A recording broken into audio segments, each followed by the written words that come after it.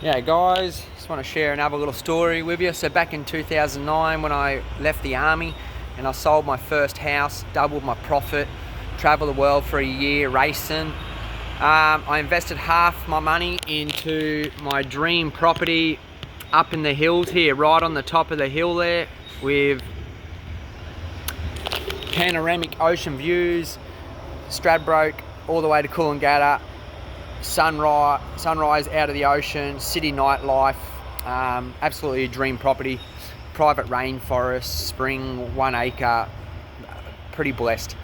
Anyway, a friend of mine, really good friend of mine, she was a world champion, Renee, she passed away. I got this tattoo in remembrance of her. Had a friend of mine, we're driving from Brisbane down up here, and on the way down I was telling her about a good friend of mine, this lady called Bev Oliver. Feeling great was her slogan, feeling great, and I was sharing the story with her, and we were real happy in a high vibration, and we were in the moment, and I was taking my friend to show her my new property, and just before we were about to turn right up onto the ridge line, looked in the revision mirror, and who was right behind us? Feeling great, Bev Oliver. And I was saying to my friend, that's the lady I was just telling you about. Anyway,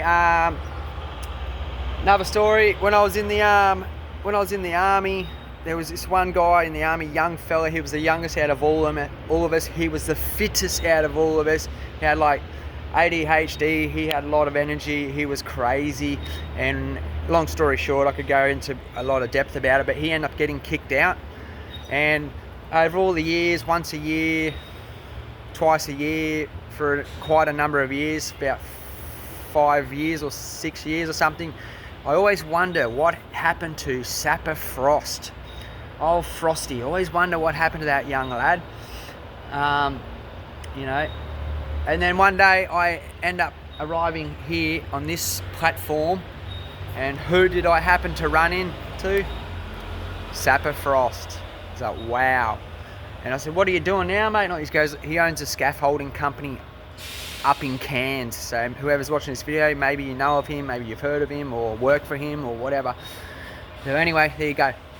On the other side of that, I really wanted to be a professional athlete and go hard for that. And I tried to sell my property, and I could. The market was in the low, so wouldn't sell.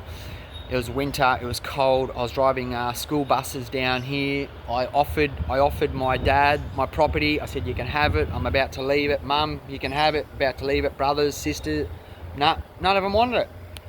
So I was going to give it to a church, or I was going to give it to some, Aboriginals, back to the original land. No, my friend Renee, she inspired me. We got one life and one chance. We could die at any moment, and that's what happened to her. So I just left it.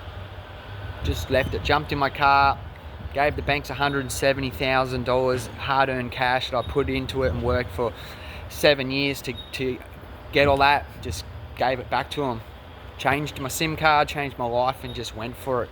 And now, been running and racing all over the world and living in my tent for the past 14 years anyway. So yeah, she's been a pretty crazy wild journey. And yeah, for the ones who know, I'm about to head over to America to run across America. Woo.